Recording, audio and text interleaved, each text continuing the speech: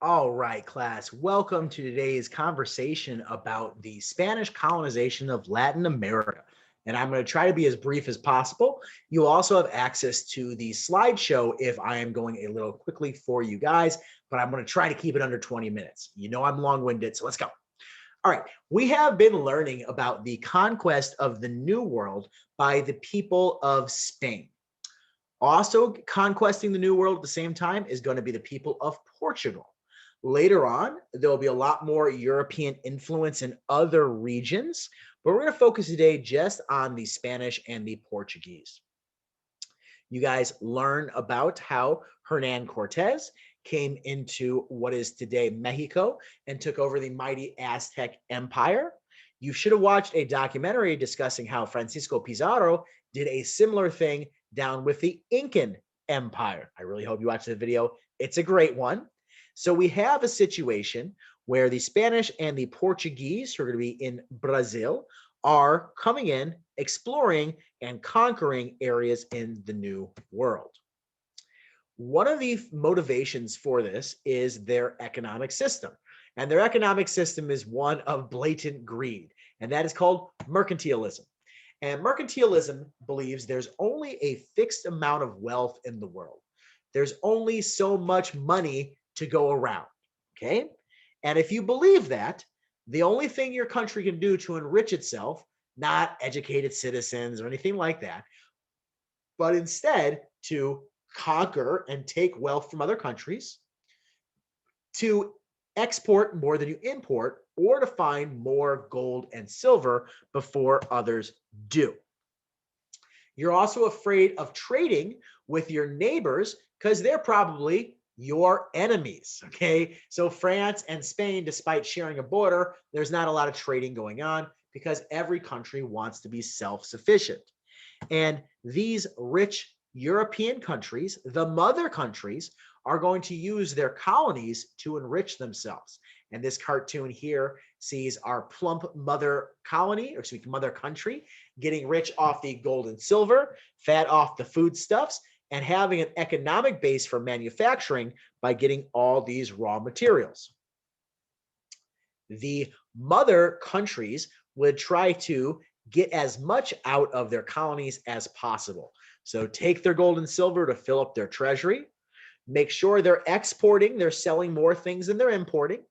And they're usually all about taking those raw materials from the colonies, turning them into manufactured goods, and then selling it back at an inflated cost to the colonies. Good for one side, not for the others. And what happens in the New World is the area of Latin America is broken up in between what Portugal has in the west, excuse me, in the east, which is Brazil, and they called it the Viceroyalty of Brazil before it became independent. And then all of those areas in green belong to the Spanish.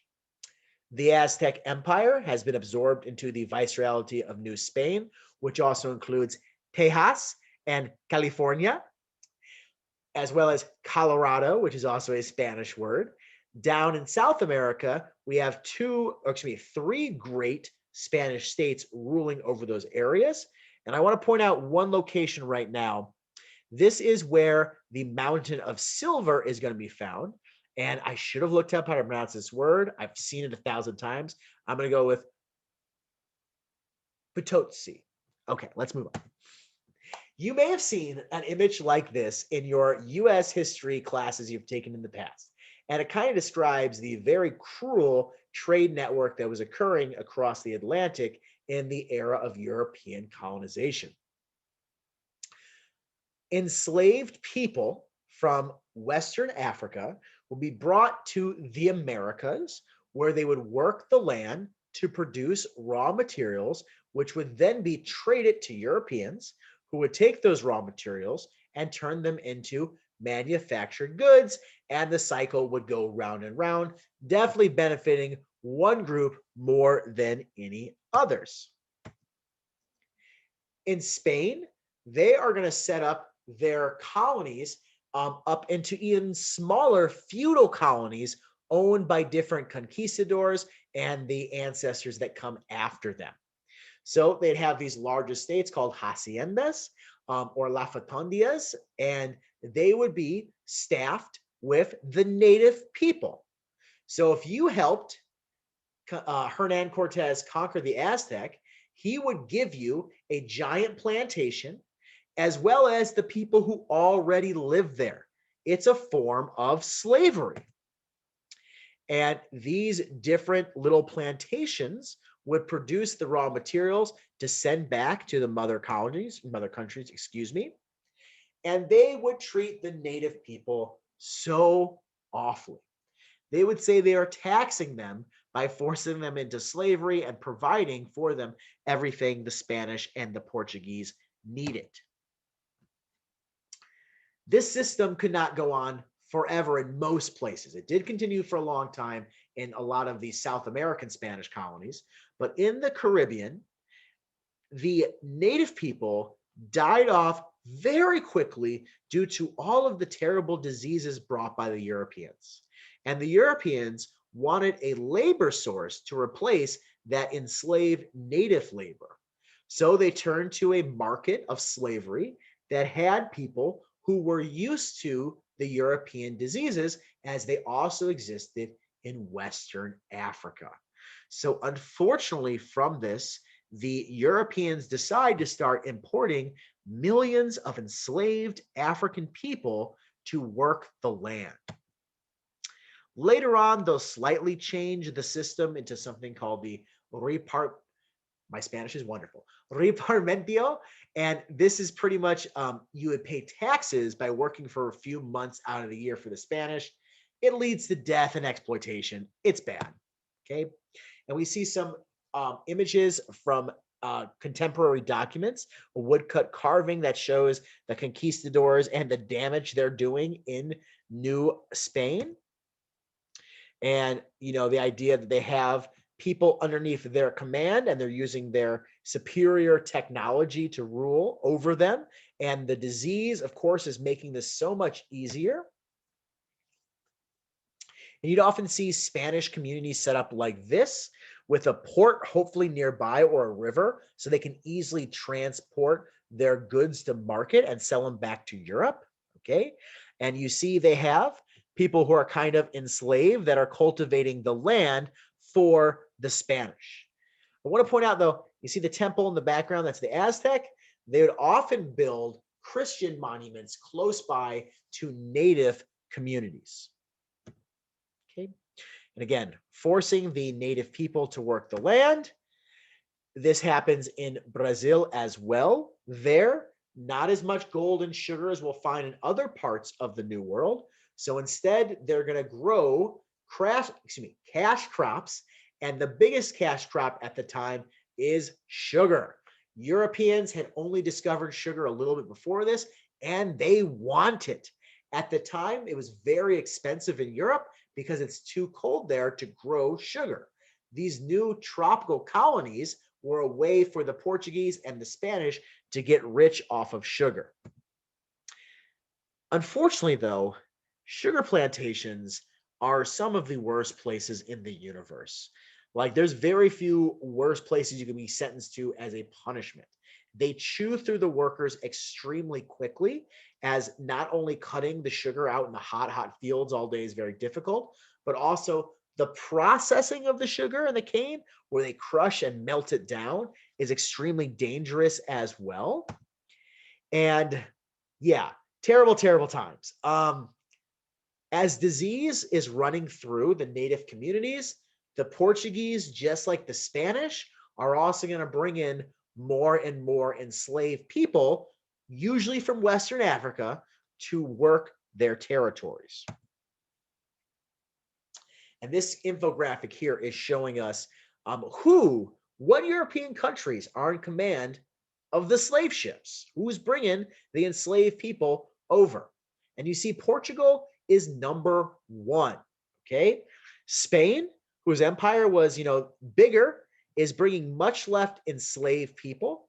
One reason for that is that in the areas of Mexico, as well as in Peru, there was a lot more indigenous people already they could enslave and torment. They didn't need to import as many. UK also is up there, as is France, the Netherlands. You see US relatively low down here, but you got to remember this graph started about 262 years before America existed. So a lot of the people that were enslaved and brought to the US are under the UK banner here. And where are these people coming from and where are they going? This is the information we have now. There is some genetic evidence that's suggesting there was a lot more Nigerians than is being shown on this graph. But we know most of the enslaved people who are brought to the New World are coming from West Central Africa and West Africa. So these regions you see on the map here. And then some of them, a very small amount, are being sent back to Europe. A small amount, about 5%, will reach what is the modern day United States. The majority of them, though, are going to Brazil and the Caribbean to work on sugar plantations. Okay. And of course, these people left their ethnic mark on the regions as well. And Latin America is very diverse, even though some outsiders don't understand the diversity they are seeing there, with the main groups being the native people, the American Indians, as well as then the Europeans, the Africans. And I don't like these terms, but this is what is used in Latin America. Mixed people, okay, mestizos or mulattoes, which is another form of mixed with African. And you see the representation here with Brazil being like 47%, I believe, African in its makeup. And then you see other numbers as well that are large like that in like Haiti is like 98% and other regions. Mexico is made up of mostly mixed people. And then you see certain countries do have a lot of the indigenous people, okay, who are making up their community as well. And then there's Argentina, which we'll talk about a different time. Okay. So one more time, this is just showing again where the people are being brought from and where they're being brought to in the greatest forced migration in world history. And just a terrible, terrible tragedy. Okay. And you see here whites, which means European. Like, where are they throughout Latin America? You can see a lot more in Brazil, excuse me, a lot more in Chile and Argentina, and a good amount in Brazil as well. Okay. Now, this mixing of people creates a situation where the Spanish become obsessed with categorizing, separating, and make it separate rules for the different groups of people and separate power structures for each one. It is a very cruel, racially based system. And of course, the Spaniards put themselves at the top. Okay. They call themselves the Peninsulares, those people from the peninsula, which is where Spain and Portugal are, the Iberian Peninsula. They were the top. Underneath them were the people who were of mixed native and excuse me, European ancestry. Then people of mixed African and European ancestry. And then at the bottom were the natives and the Africans. And unfortunately, there are elements of this system which still reflect some unfortunate economic realities in Latin America today. And, you know, in America, we of course have our own racial issues and definitely tons of super racist ideology that came about because of slavery. Well, they have some even more complicated ones down in Latin America. And they would actually make like informational paintings like this. And I'll zoom in on a second, but this is the different classifications of what different groups of mixed people were considered because they got really obsessive. So like an Espanol and an India make a mestizo, okay?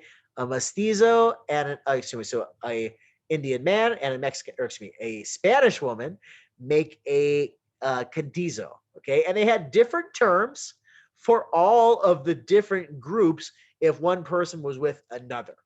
And so colorism is still very much alive in Latin America. Here and see other groups as well down there. Okay. Now, besides agriculture and farming, another activity that they're obsessed with is mining. They want to get that gold and that silver. Well, there'll definitely be a lot of gold. There is so much silver in Latin America. There's a mountain made out of silver down in Bolivia, and they're going to get about 90,000 tons out during their colonial era and dominate the world production. It's also important to remember that back then, money was gold and silver. Today, our money is made out of paper and cotton, and it's all imaginary. Okay, it only has value because we agree it has value. Back then, it was backed out of real currency. So whatever country got the silver should have been in a very good position for themselves. And here is a image from back then of the native people being forced into the mines to bring forth the wealth. And eventually the Spanish find this mountain in Bolivia, but I gotta look how to say that, uh, Patsi, and it has not only filled with silver, there's also a mountain filled with mercury nearby. And mercury is required to purify the silver, but it's extremely dangerous. Okay. And here is an image allegedly of them going inside to try to get the wealth out of the inside of this mountain. However, this kind of mining is just unbelievably physically difficult. And when I spent some time in Peru, I heard stories of native mothers who would purposely cripple their children so they wouldn't have to go work in the mines because they'll probably die working in the mines. Okay. Oftentimes, they force people who aren't ready for the high up mountain altitudes to go work inside of these places. And then mercury poisoning. That's how you make silver out of the iron, out of the ore you find in the ground, and it's really, really deadly. Okay.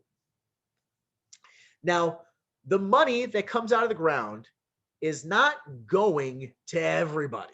Okay, and it's not even going to most Spaniards. Most of it never makes it to Spain. There's so much corruption that is occurring with this money going on that it's going to actually help enrich the entire world in some ways. If you go to the New World, you can see some of the churches that they made using a lot of this gold and silver. I saw a cross in Peru that was about 7 by 8 feet, and they said the gold in it was worth like $1.2 million or something crazy. And of course, some of it does go to enriching the Kingdom of Spain. And the Catholic churches in Spain and in Latin America are just mind blowing. Okay. And we'll talk about Catholicism a little bit a different time, but as they introduce the religion, they often will build their religious sites on top of the religious sites of the native people to kind of steal that kind of spiritual power that might already exist in a place. Okay. Now, just want to point out, how come Spain's not the richest country in the world today? They didn't do a great job managing the money coming out of the ground, and they actually are going to set like the royal share way too low, and so much of it ends up in the hands of private individuals and not in the hands of the royal government. And I think something like 70% of it actually ends up in Asia, as people at this time also get addicted to buying products like silk and teas and other things from that market. And this is just showing some of the Spanish trade routes carrying the silver from the New World across the rest of the world. Okay. Now, Spain was the most powerful country in the world for a little while. Okay.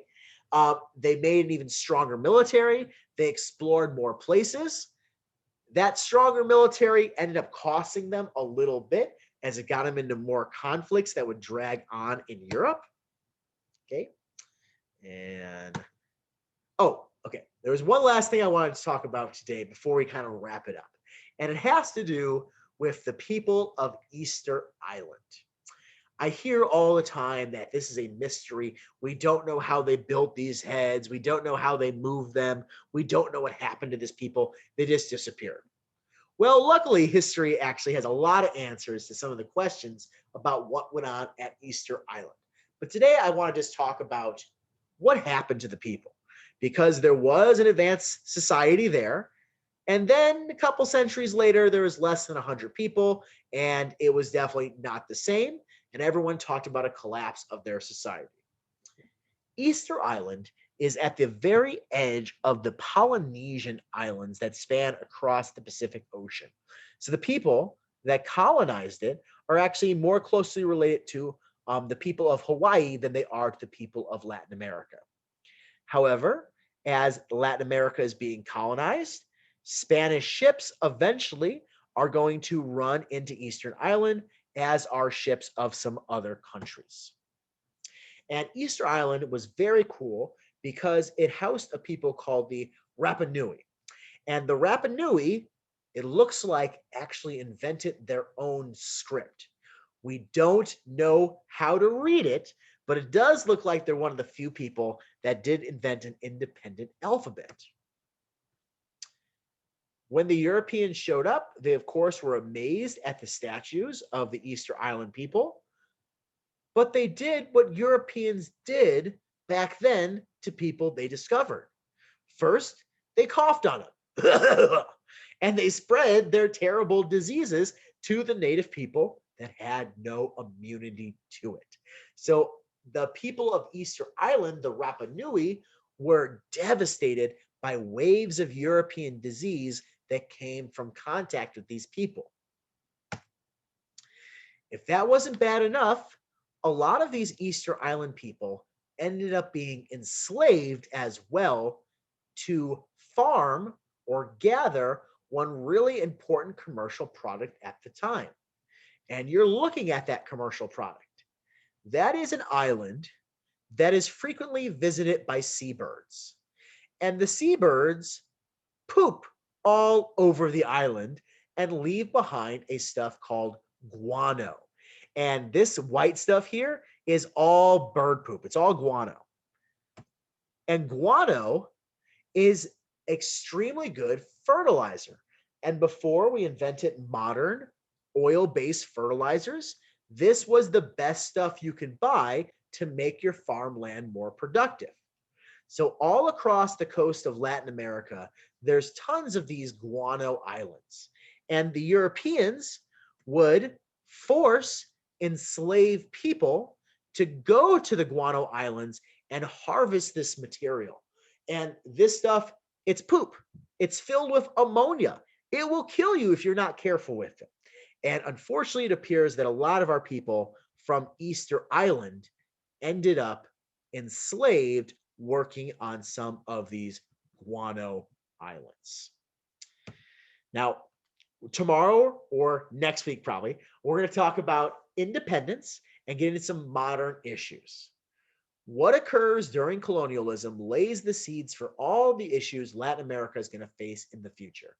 The Europeans there never cared very much about building up institutions or bettering the lives of the people living there. They were mostly concerned with extracting as much wealth as as much wealth as possible as quickly as possible. Also, slavery, one of the worst things that's ever happened, was the founding document of the New World. So we'll be looking at some of these issues and stuff as we go forward. I hope you guys enjoyed this today. Thank you very much, and I'll see you all in the future.